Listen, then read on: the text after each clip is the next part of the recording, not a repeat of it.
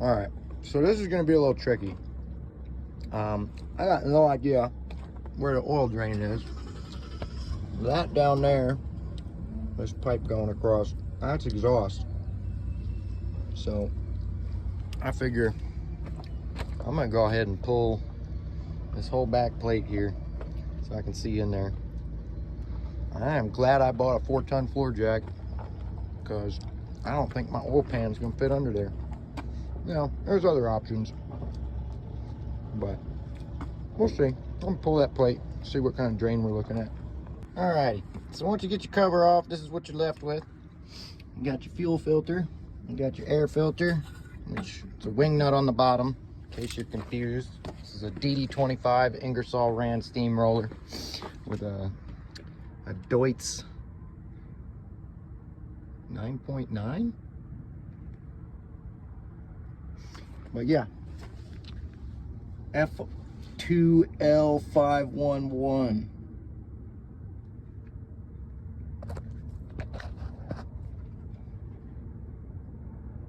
There you go. Yes, sir. So there is our oil drain, presumably, which looks like it is above the hole, which is good. But I'm gonna have to get in here and jack her to get my pan underneath, probably, or pull out this fucking exhaust pipe. I don't think I'm gonna do that. So let's see what happens. Also, on the inspection cover on the front side, these two clips, I decided to look inside, and it looks like makes a perfect spot to nest for something. Luckily we ain't got much chewed up wiring or nothing. All looks good. But yeah, I'm gonna clean that out while I'm at it. So best I can figure here, which is pretty interesting, this is all air cooled in here,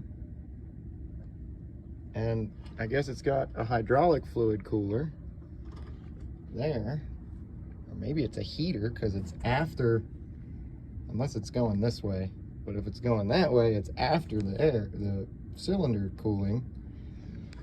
And got a fan here. Yeah, so interesting. Air-cooled diesel. That's not something you see every day.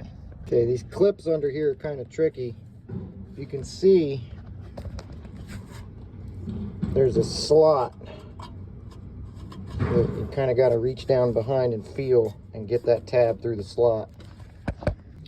Well, I decided, fuck the floor jack when you got a forklift. Now, oil pan's under there. We got nice good access to our drain plug. Yes, sir. We gonna get some hoses dirty, it looks like. Can't be helped. Oh well, they already dirty. All right, so one thing I like to do when I'm draining oil is pull the oil cap so there's not a vacuum. And the size down here is gonna be 11/16. Pop it loose. Watch there be just like nothing in here. Nah, there's gotta be, because it runs. But it's gonna be blacker than hell. Ready? Ooh, doggy. Oh, one more. Oh, one more. Ah, there it is.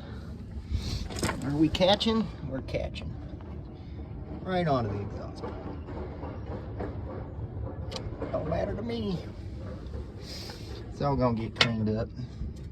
Should have seen this thing before I pressure washed it. The whole inside of it looked like that. And you can tell I definitely put some time into it. All right, now we drain. I'm gonna drain her. I'm gonna pop that plug back in. I'm gonna set her down, get the forklift, go pick up my barrel, get close right here, toss some oil in her, pull this filter, which I got a fresh one. Yes, sir. All right, so on a diesel injection system, you can't have any air in your lines because the air acts as a spring and compresses, whereas the fuel doesn't. And if that air compresses, it reduces your fuel injection pressure, which you need.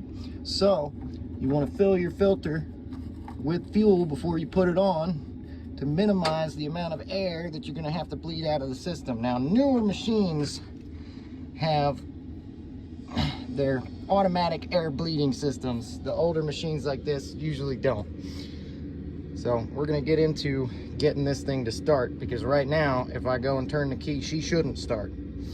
But we got a way around that, and I'm going to show you. But yeah, you want to get your fuel filter filled with diesel before you go and put it on. Oops, and get her nice and tight. All right, we got our fresh oil filter in. It's kind of a pain in the butt. You can't really get to it. I used my giant pliers and my hand. Well, I think she's gonna be tight enough. We'll check. But yes, sir. Got the fuel filter. Now we're gonna pull our drippy can, drop her down, add some oil, and I'll show you how to bleed some air. Alrighty, she's got oil. So what we're gonna do now is we're gonna turn the key. We're gonna see if she starts, and if she don't, what we're gonna do is we're gonna come up here and we're gonna crack these injector lines. And what you do is you crack one open just until you see bubbles and fuel leaking out. And when the bubbles stop and it starts being full fuel, crack it back down. This is while you're cranking the engine over, and it should fire up. If not, you go to the next one and do the same thing. When you get all the air out of the lines, she'll fire. So we're just gonna give her a little throttle, crank over, and see what happens. Oh no, the key was left on. Son of a bitch. So my dumb ass left the key on. So the battery's dead, but we got the charger. So I'm gonna wait a second. I just cracked this injector. Obviously I haven't tried turning it over yet, but I don't think this has an automatic air bleed. I think that would be highly unlikely. So I just got an injector cracked, and let's see what happens.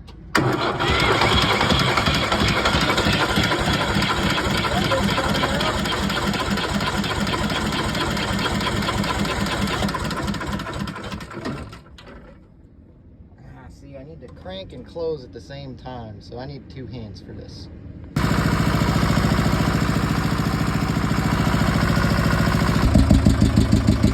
Bluetooth motor mount.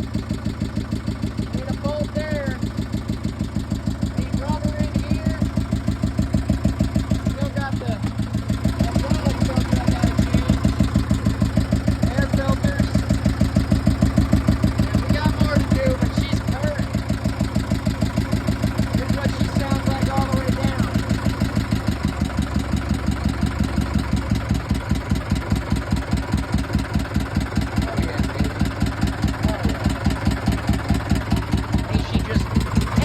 Party.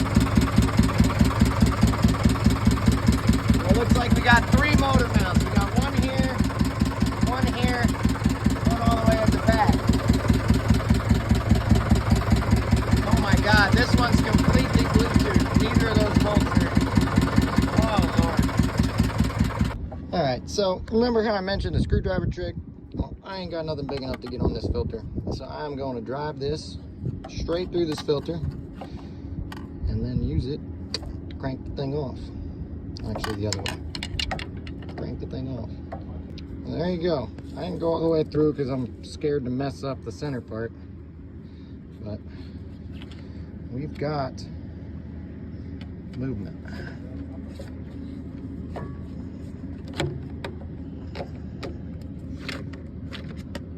I just don't want to go all the way through it. I think I got enough to get it by hand now. It's messy. Also, the gasket that comes in the new filter, you need to wet it with hydraulic fluid and stick it into the mounting bracket. There's a slot for it in the mounting bracket, not on the new filter, which I also filled with the fluid from the old filter, just like I did that other one. Y'all can go ahead and talk all the shit you want about that. As you can see, the square filter becomes notched with the rim of the filter once it's screwed on, but there's nowhere, because it's square, it won't seat on here. You can't screw it up in. You have to wet it and stick it up in there. You can see it around the outside. Now all I gotta do, screw this puppy on there.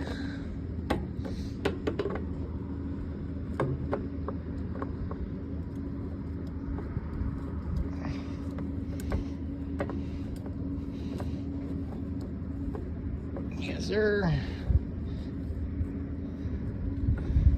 I'm gonna tighten that a little more, but yeah.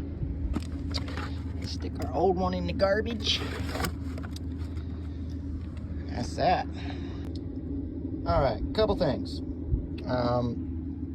The size on top and the size on the bottom going through there is about 3/4, or whatever the metric equivalent is. 3/4 worked for me. The nut underneath, which in my opinion should be welded to the bottom of there, isn't, so you need 2 wrenches, which is a bitch. When I put this back together, I'm probably going to tack that nut in once everything's screwed together. I found some rubber for this one. I'm just gonna and see what happens. I guess I'm gonna have to get rid of this first, but I don't know. We got more shank. Yeah, I'll leave it in. But yeah, I'm just gonna try to get as much rubber in there as I can. I don't think there's anything really aligned on this engine. As long as it's sitting up straight, we should be fine. So yep, just gonna do this with each one. Just get as much rubber in there as I can. Probably gonna cannibalize some old tires. I got some hardware that will thread into these, which hopefully that isn't gonna leak a shitload of oil, if it's even filled with oil, which I think it is. I don't know though. We'll see. We'll make it happen. We've got some moisture going on in this desert here. See them drippers? Alright, I've been filming way too much, so I'm trying to make quickies here, but I've got the last mount here, about to stick my rubber in. I got a nice piece of rubber in here with some of the old shit. You can see our clearance here is great. Over here on this back one, I put one of these in, and it's a little squidged up, but I mean, it is what it is. I'm also going to tighten it down, and hopefully that top rubber will push into it a little bit, help us out. But that's all I really had to work with. I didn't feel like searching around for a piece of conveyor belt or ripping up an entire tire for a 3-inch piece of rubber. So, and originally I had the forklift chains all the way down around. That's how I did those first two. Now I have it just under this corner. I should have went inside of these 2 hoses here, but if this slips, it's gonna come up and catch on the corner of this motor mount right here. So anyway, dang, it feels good to be a gangster. Look at all that clearance. All right, I just got the back one tightened down. We got some new rubber in there too. Got the forklift out the way. What are we doing now? We're tightening down this guy, this guy. Yeah, I know it's a ghetto ass fix. I don't give a shit. It works.